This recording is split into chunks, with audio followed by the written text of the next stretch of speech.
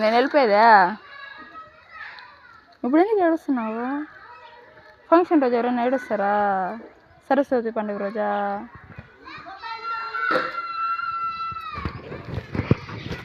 ఎందుకు ఏడుస్తాను? నువ్వు నాకు చెప్తే కదా నాకు తెలుస్తుంది. చెప్పకుండా ఏం తెలుసు?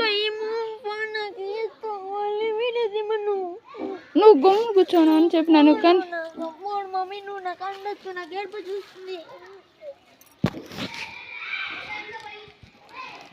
సరేలే, వాళ్ళకి చెప్పనులేనన్నా. నాకు నువ్వు చెప్పాలి కదా.